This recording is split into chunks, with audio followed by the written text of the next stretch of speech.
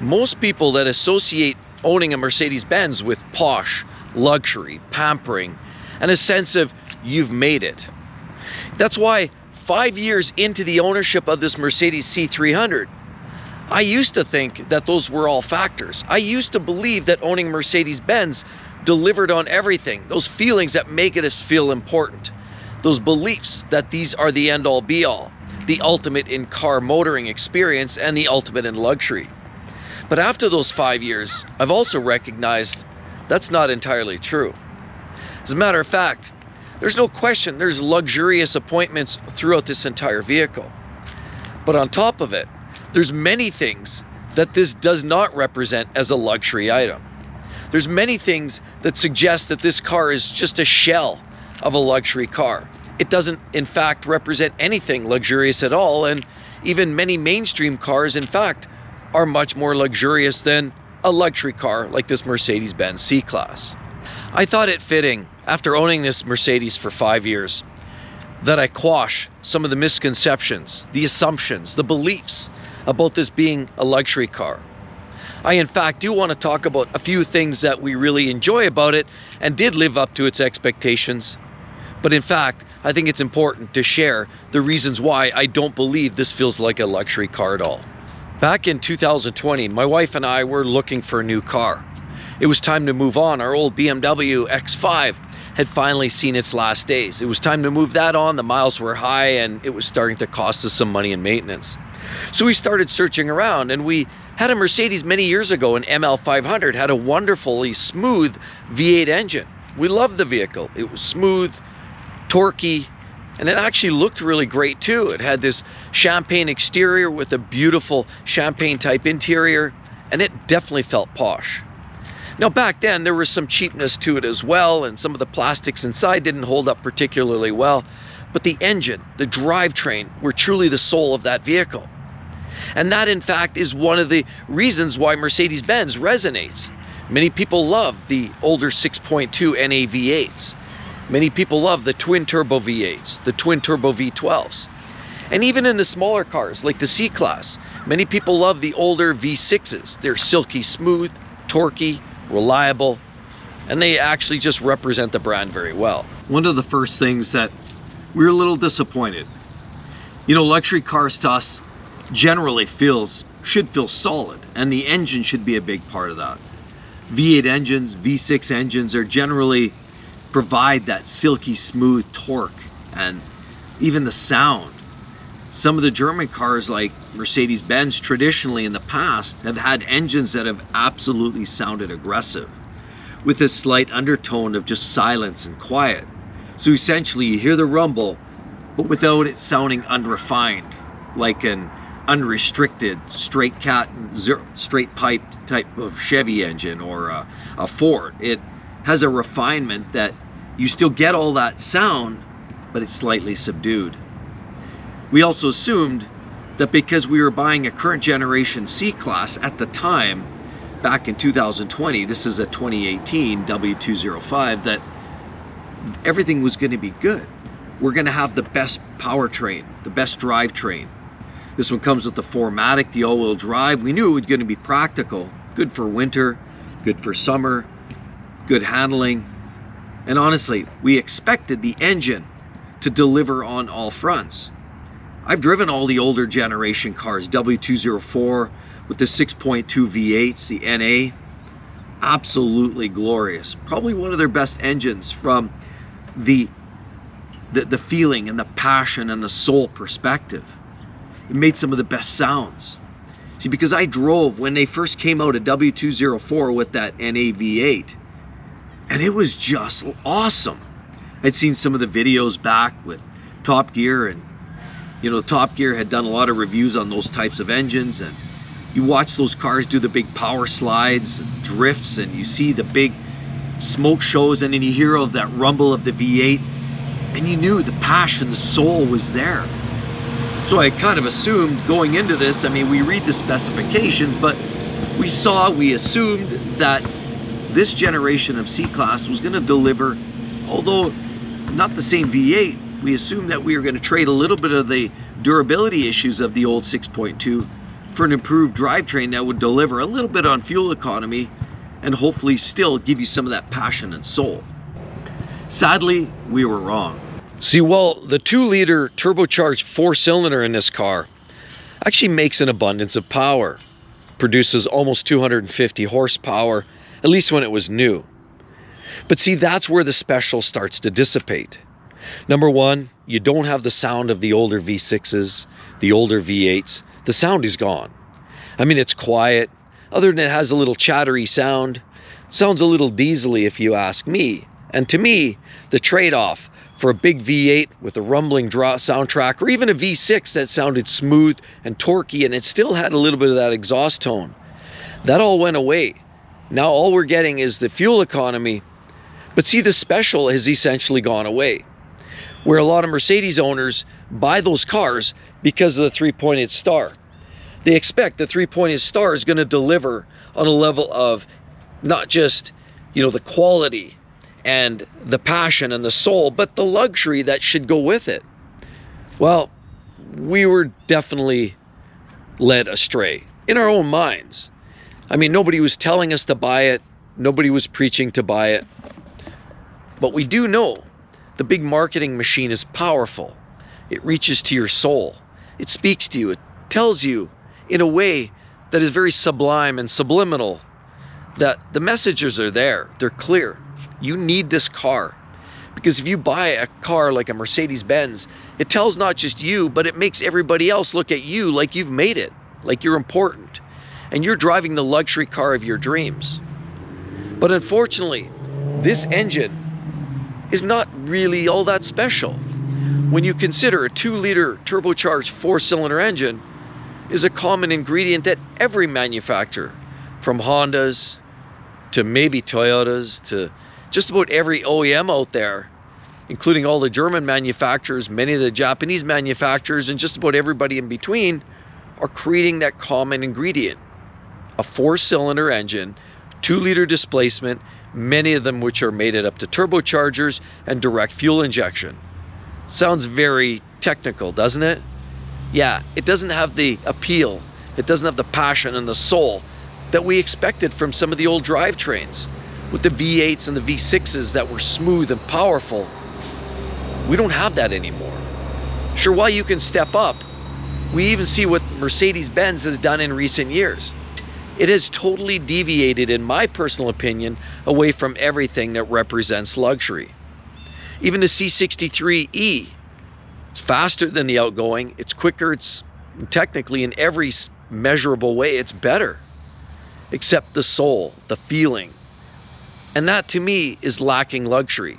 It's an appliance. Like a lot of these cars today, they're better technically on paper. They deliver better fuel economy, better acceleration. I don't know if they last longer, but they certainly deliver on all the measurable factors. Except for one, something we can't speak of. It's the feeling, the passion, the soul. And this W205, this was the first generation where that all soul kind of just vaporized into the sunset. And so that's a big reason why I truly think one of the major parts of any luxury car is this. It's the engine. It's the drivetrain. It's the very thing that moves and propels the vehicle down the road. It's the product of many years of development and learnings. And the quality of what you see under the hood really is a big reflection of the entire vehicle as a whole. And if that vehicle is not built with the intentional engine, as Enzo Ferrari once said, they're selling you the engine and the rest of the car they're throwing in for free. If you don't have a starting point like the drivetrain, then the rest of the car is really pointless. Now, one thing we were attracted to was the exterior styling. When we first were shopping around for this car back in 2020, that was one of the things that grabbed us, the look. Now, I don't truly believe every C-Class looks great. You get a sedan, I don't really like the tail lights on those particular vehicles. And most importantly, when you get them outfitted in a dark gray or a white, even though that's a more classy color and more subdued, the car is very dressed down. I think the coupe looks really spot on. And of course, this shade of blue was really attractive. We also have the interior, which if you look right here, was essentially sort of a bone color, a white color interior, which we really loved. Let's take a look. If you look in the back, you'll see the white seats. We have covers here, but that's just to keep the wear and tear off the main seats. If you look at the back, you'll see they're also in the same color, and we like the color. We love that shade of white or bone color wrapped over this beautiful blue, and it's a very attractive car, and that's what drew us in. But again, Mercedes-Benz, when I think back of Mercedes, the passion that drew us in, think of the Mercedes many years ago. Think of many of the S-Class, the E-Class cars, and even the older cars in general. Little things like this right here. Everybody's doing badges. It all started with Porsche doing the stick-on badges, saying, hey, if you've got a stick-on badge that's lightweight, it's going to save you weight and give you performance. But what is that? That's nothing more than a gimmick. Because a stick-on is a sticker. Nothing more, nothing less. It's not saving you a lot of time. It's not saving you a lot of performance. But they sell it on a way that tells you and teaches you, the consumer, that, hey, you have a cheap sticker, you made it. That means you have a race version of the 911, and therefore you won. You've got the best car. In the meantime, like Porsche has a great way of marketing themselves, doing more with less. They charge you more for lightweight. They charge you more for less equipment. And then somehow everybody's lining up willing to pay $100,000 over a sticker to get that car. Mercedes-Benz kind of doing similar from what I see. I mean, look at this. Sure, it's the same logo, it's the same decal. Right here, same story. How many times do you need that Mercedes badge? But remember back in the day, Mercedes would have that little stick out, and they'd have that emblem standing up here on a sort of a spring load, and you could pull it, you could turn it and clean it. That to me was Mercedes-Benz at its finest. When they created cars, they put those little decals on top. Now I understand that sometimes they got stolen or they got ripped off, but Jaguar was the same way. They had the old kitty popping out of the hood. Many other of those top trim, those top luxury brands all did that. And it was a sign of prominence. It was a sign that this is a true luxury car. But guess what? Even Mercedes-Benz has trimmed that down. Sure, they put all these big logos like this, which by the way is plastic, part of the grille. They put this, which is a lot cheaper to do than that in-hood version. But all of those little details are the details which speak to me now that it's not really the luxury car brand that it once was. And opulence in a Mercedes-Benz back in the day didn't mean squeaking and rattling down the road while you're trying to impress relatives, friends, maybe your boss. You're trying to show them that you've got a Mercedes because it's a luxury product and it feels like a luxury product. Well, let's take a look here and I'll show you some examples of what luxury products don't look like, at least to me. And please correct me if I'm wrong, but what I've noticed are body panels. They just flex, move, apparently poorly put together. We have tail lights that collect. See, there's a puddle of water in that white light there. As I shake this, you can literally see the water sloshing around in there. Look at that water sloshing around in that tail light. That doesn't seem like luxury now, does it? Let's take another look. Let's go in here. Other examples. Parts like this. All kinds of movement and play in areas like that. Plastic like this. Parts, I mean, they look great, and a lot of the styling of these cars absolutely look impeccable. They're contemporary, they look and, they operate nicely. Most of the technology actually works very well. I definitely like what they've done with those pedals. That makes it feel like a lightning type style pedal, even though it's not. It's a nice look. And the rest of the interior actually looks, nicely put together in the sense of the design. So the stylists and the designers of the cars, in my opinion, have done a great job. And in a lot of cases, they're stuck within a budget. And this always starts at the top, in my own personal opinion. See, luxury car manufacturers have sort of lost the script, in my take. We used to love driving luxury cars, and there's still some amazing luxury cars on the market. But this particular one here doesn't feel as luxurious as many from the past. And a lot of it is the designers, the engineers have to live and work within a certain budget of confines. So what that means is supply chain orders up lower cost parts that are maybe not designed to last as long. They only have so many operations. Every button and knob only has so many operations. And after operating a switch or a nut button or a knob, they may only operate 1,000 times, 2,000, 5,000 times, and then they stop working. Everything has an engineered lifespan. And the worst part is when you start to feel it. If it feels solid and it lasts as long as you could ever want to drive the vehicle, who cares what the infinite lifespan is? But if it feels like it's going to break every time you operate it, that's not good. That certainly doesn't feel like luxury. So while there's a mixed bag of quality parts, I've noticed that feels nice. That feels very engaging, and it sounds very satisfying. As I pull the shift levers down here, they actually feel well put together. To me, that feels like a nicely done part. These, they kind of work. It all feels well engaging, and honestly, a lot of the rocker panel switches here do feel actually fairly well put together. They feel like they work fairly well. Now, what doesn't necessarily inspire are some of the materials. Like right here, as I hit this button to open up the center section, it worries me because every time I touch this button, I'm worried about this might peeling away. This plastic, this coating, this fake brushed aluminum may in fact start peeling away, and there will be one operation where I go like this and this starts to peel away completely. That doesn't inspire a lot of confidence, and it's parts and materials like that that start to worry me. And on top of it, when we start looking at things like this, why are parts like this squeaking? Squeaking. There's lots of squeaking and rattling. There's lots of parts that just sort of move around in here. And for me, when I'm driving down the road and these parts are squeaking, because there's so many of those, you sometimes can't even make out where the squeaks and rattles are coming from.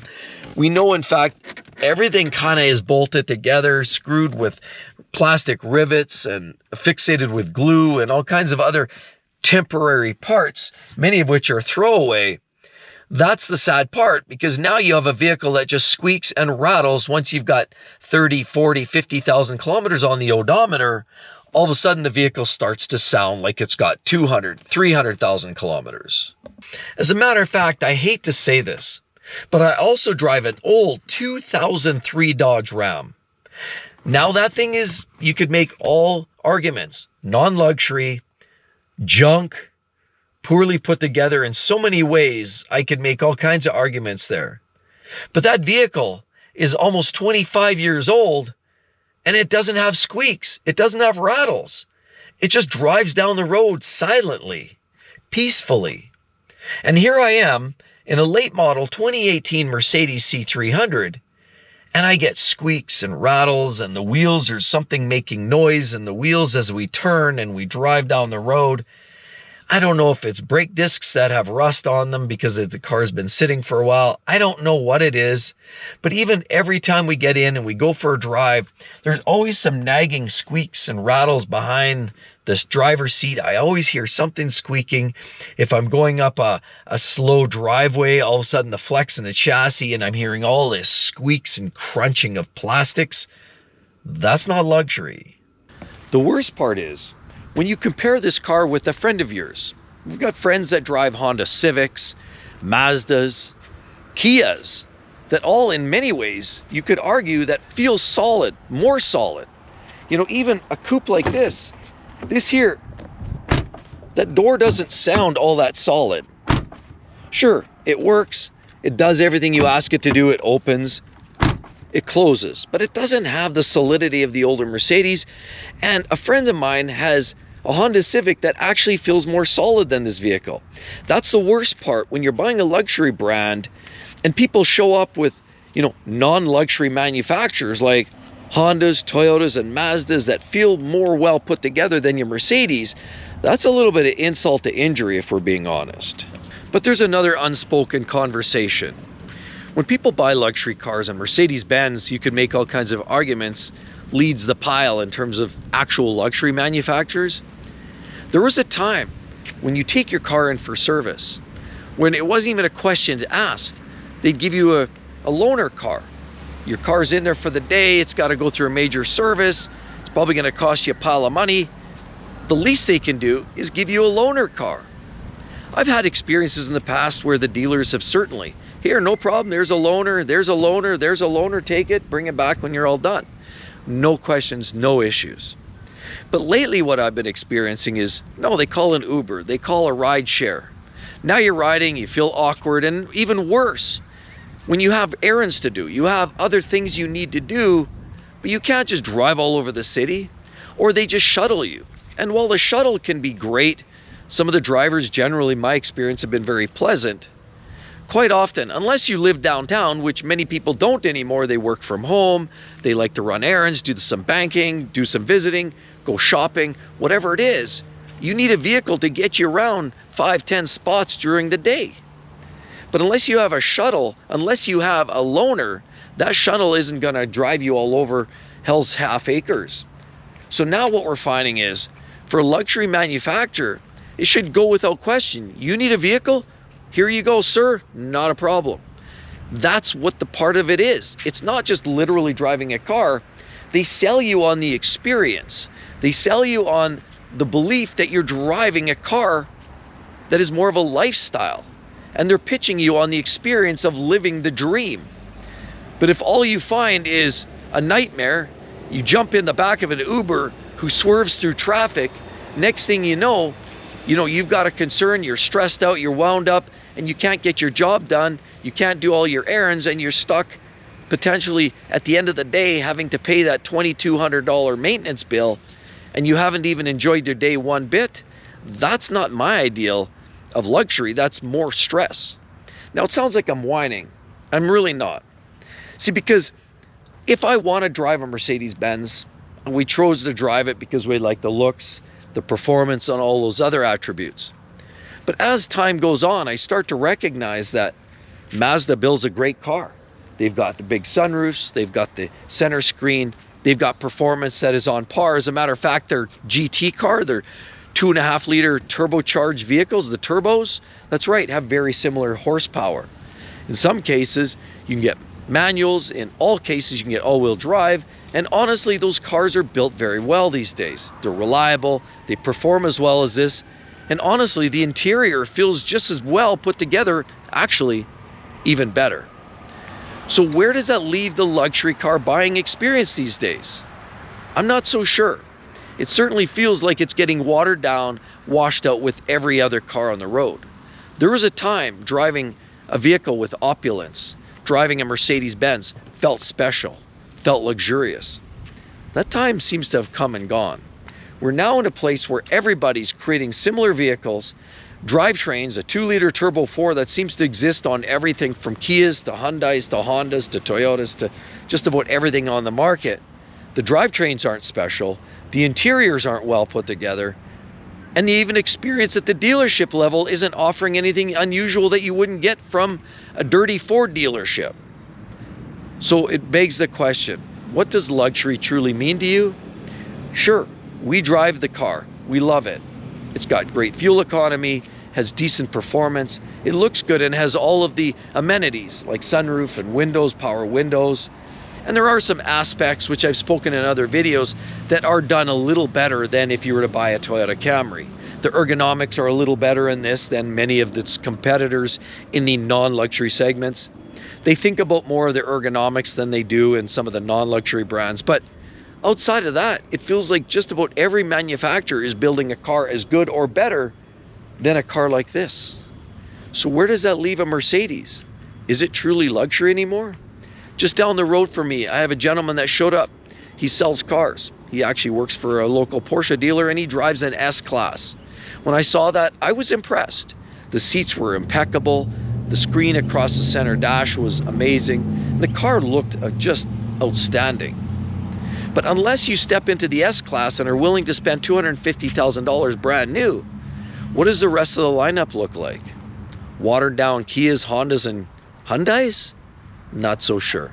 I'd like to hear your thoughts down below. Again, as always, everybody, don't forget to subscribe, but most importantly, check out those videos and binge. That helps the algorithm, certainly helps me, and you're going to get some of the best luxury car conversation and car ownership and buying experiences you could possibly imagine. Hope to see you all real soon. Catch you then. Bye-bye.